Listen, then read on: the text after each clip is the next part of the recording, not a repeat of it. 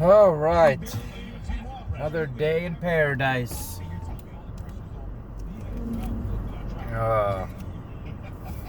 This is the flavor of the month. What is going on this beautiful Wednesday morning? Yeah, Wednesday. Hump day. Oh, fuck. No. I try to fight all the time for, like, normal white people being blamed for racist bullshit that goes on. And honestly, it's the fucking system. The system is racist as shit. I mean, when there are, like, business associates, high executives, banking industries, crooks. Hello. Hey, good morning. What's up? Yeah. Oh, fuck. Great, you too. Yeah. It's Wednesday, so halfway through, and it just started yesterday. Wait, what happened yesterday? No, the week just started yesterday. We're already halfway through today, so that's kind of nice, I guess. Yeah, sure. So it's gonna be a shorter week. How you feeling today? I'm awake. Yeah. That's about all you can ask for. Well, I came in 30 minutes early. 30 minutes early? Mm-hmm.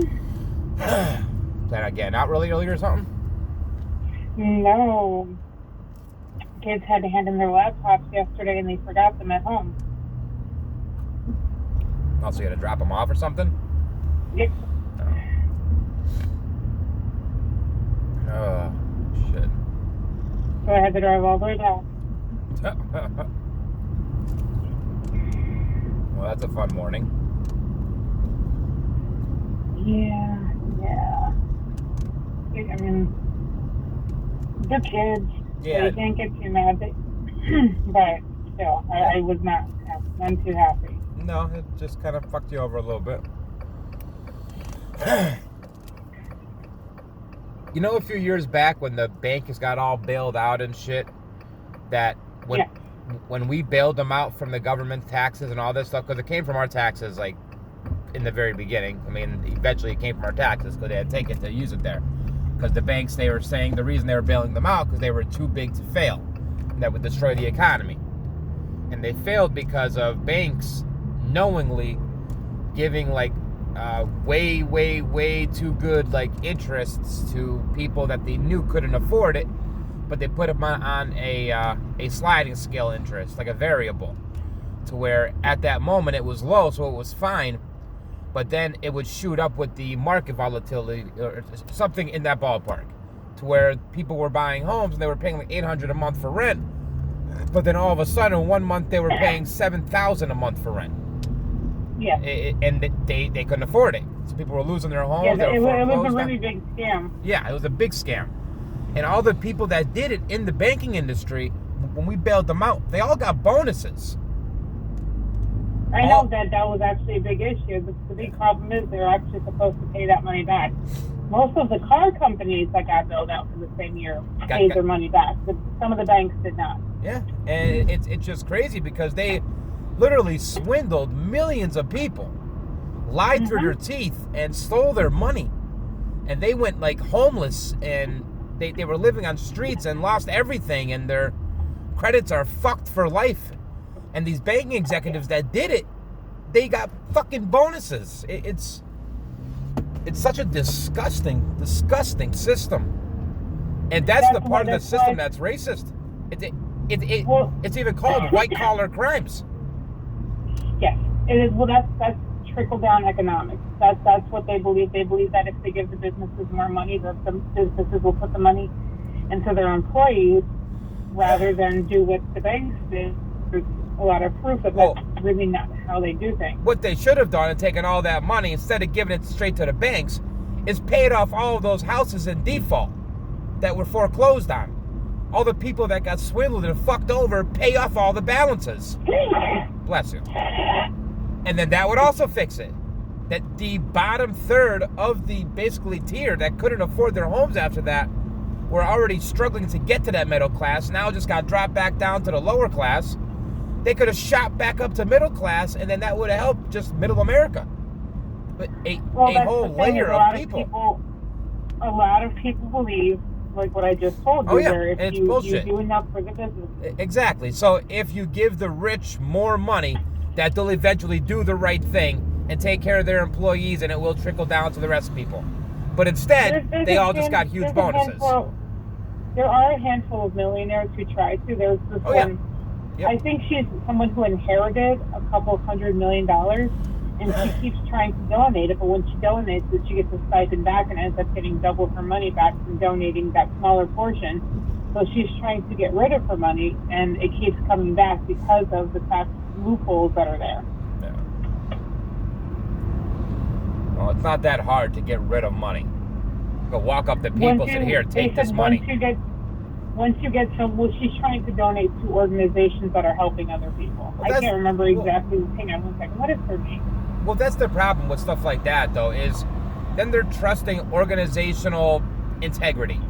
And it's so minute in the landscape of the world we live in, it's almost an impossibility to find an organization that's doing all right.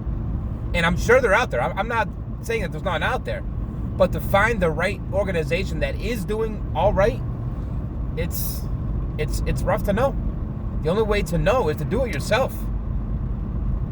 Is to you put the money where it's supposed to be. You allocate the funds to where they're supposed to be allocated.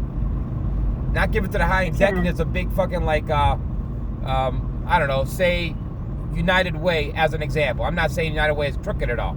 But the United Way is so big now to where I guarantee the top people that run that organization are rich as fuck.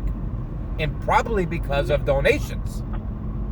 Well, see, here's what, when it comes to doing something like that, it's important to see how they run their fundraisers. Like, if you're raising funds for something, but you have to pay people to be there rather than volunteer their time to be there, and you have to do a big 7-course meal rather than, like, a freaking small thing where most of the funds are going to their organization, that to me is the difference between running an organization in a good way where you're not putting all of your funds into these fundraisers rather than running it in that kind of way. Well, running it in a lazy way.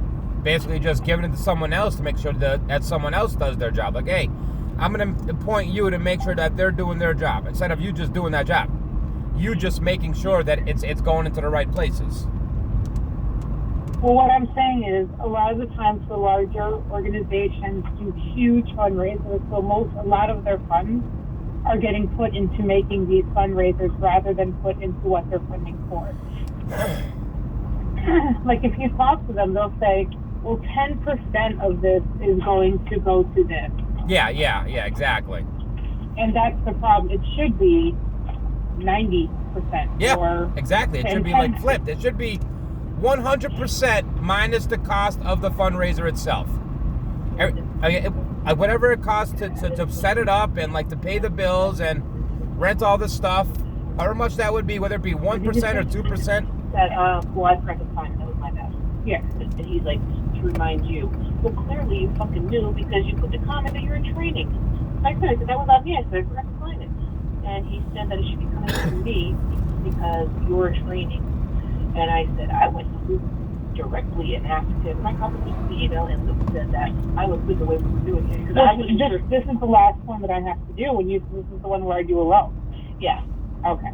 So, yeah, it's just, he can be just difficult. You'll realize. Well, I think so far my only difficult person, and it's not because she's not super nice, is Marcia. She's like that with everybody. You just ignore her. No, it's just not getting random shit. Well, Luke was like, no, she was right. It's only one thing per thing. And he's like, yeah, we can't change this. And she goes, well, the other template's going to have to be updated. And I'm just like, that's not on you. Yeah. It's not on you. And she's just noticing it now. Like, maybe she's paying closer attention because technically I was training. No, that's just Marcia. And Dan should be the same one. You can be a little AO attentive? Yeah, and you just kind of like, you give her way back. Okay, got it. I will do that as soon as I log these in. I mean, it's only Wednesday and they're almost done. Sorry about that. Oh, good. Yeah, that's exactly how I feel about organizations. Their funding needs to go in a different way. Yeah. They're using all this money to bring in big celebrities, and I feel like celebrities should be donating their time rather than... Exactly. Don't do it and get paid and say, oh, you're doing it for the that organization. Just do it, and whatever money they raise, just let them allocate it where they need to. Don't get paid to show up and say, oh, I need to pay for my presence, but what they earn from me being there, they'll be able to donate minus my fee. Yeah. Which is kind of crazy. And I think I made Mom upset last night. I think. Did you talk to her again? No, she texted like 8 times this morning, but I can't fight with her first thing in the morning, so I'm not going to look at them until I'm up more and I'm ready for the day. And she sent like 8 texts. Because she was telling me she's sleeping outside, and she said because it's too hot in the house. But I mean, then I said, it's like, well, Ma, you kind of need to get that hole fixed. To do it now while the weather's nice, that's kind of important. You can have a bedroom again. You can go into your bedroom, cool down a room, and you can have your bedroom. And I told her that she needs to let, whether it be me or anybody, come up there and do something and fix it. It has to get fixed.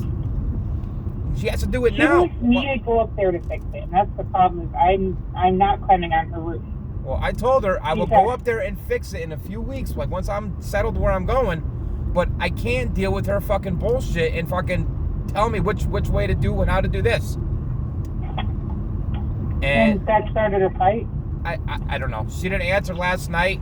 She was talking with me back and forth until I basically said all that. And then she texted like 8 texts this morning. And I saw because it shows like the first like 4 or 5 words without having to open it up. It said something like, I don't need you telling, and that was about all I saw. So, basically just her telling me... So you offered to help her, and she's saying that no one wants to come there and help her. Yeah.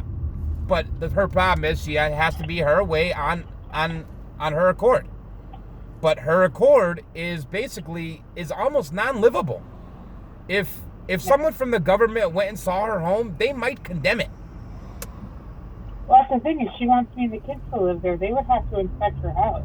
Yeah, and honestly, that house is falling fucking apart. And I don't know if she's the only one who doesn't realize, but she's surrounded by garbage everywhere, and the house is just crumbling at the seams, on the foundation. There's holes on the fucking ceilings, and now she's sleeping on the porch. And this is the kind of shit you see on like hoarders. Yeah.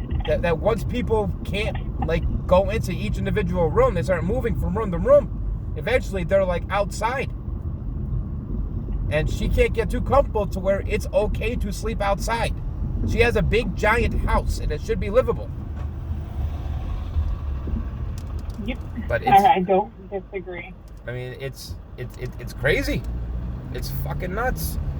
And like I said, and she can't say it's only me, because if any government person came in, they would probably kick her out of her own home. Yes. And it's getting to the point where... doesn't want to happen, it would end up with one of us having to go up there and get it cleaned up and fixed up. Yeah. For her to be allowed to move back in, because they'll probably have her just pushed away from it. Well, it almost feels like she doesn't know how to take care of herself. And I mean, mentally she seems like she's good, but when you look at her house, it makes you think otherwise. I mean, she has to know that's not good. And I'm tired of beating like a dead horse to fucking nothing, or beating the same drum over and over again. Yeah. But, I mean, how bad does it have to get before she actually does realize, hey, stop getting garbage and surrounding yourself? Because when the house eventually does get fixed, all of that trash she has everywhere is going to make it almost impossible to fix. Yes. It's so hard to fix a roof when you have to climb over fucking boxes and containers and just junk.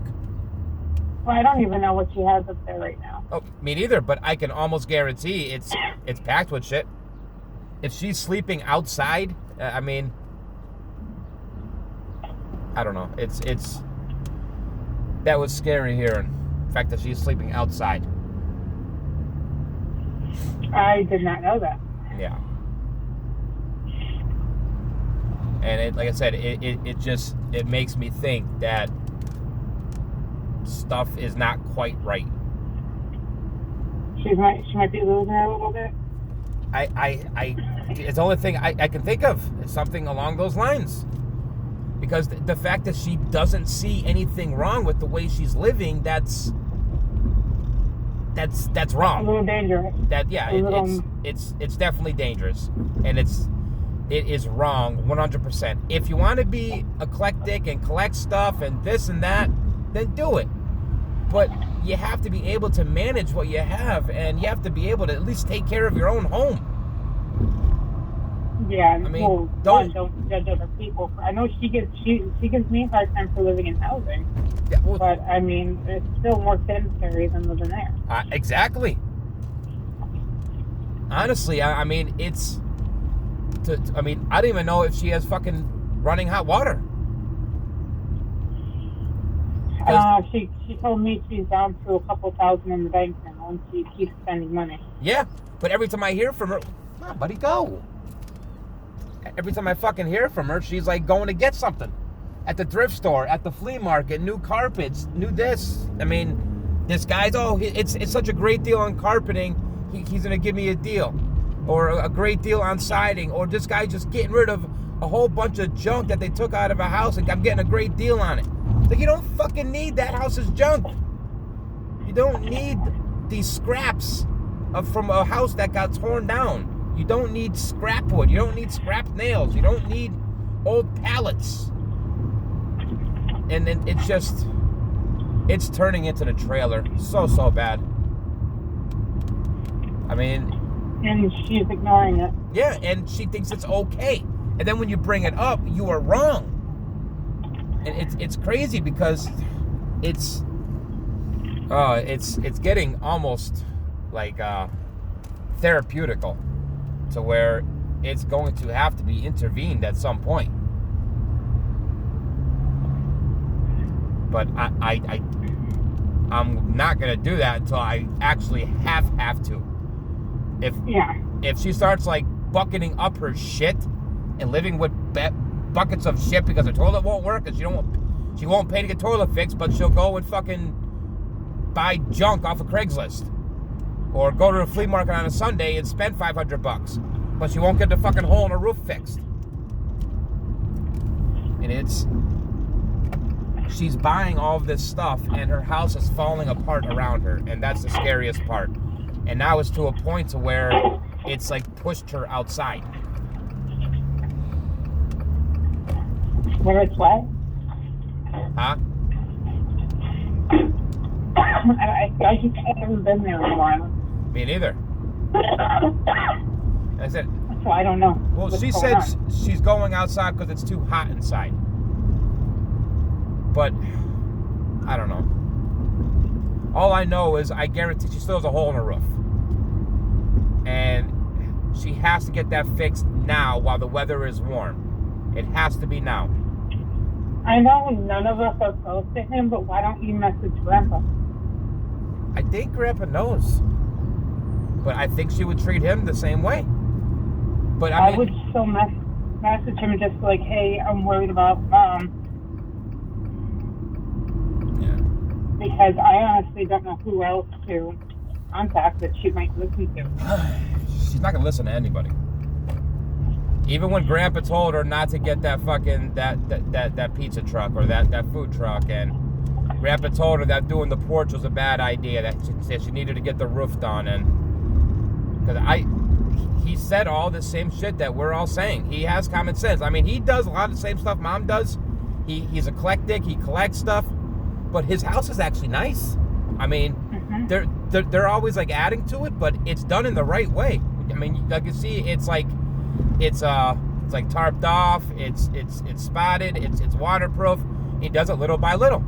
And then when you, like, if you don't see it for a few months or a year or so, when you come back, it's like, wow, this turned out really nice. Good job. There's like a new room there, and then it's added onto it, and he does it the right way. But mom is trying to do that, but she doesn't quite know how to do it the right way.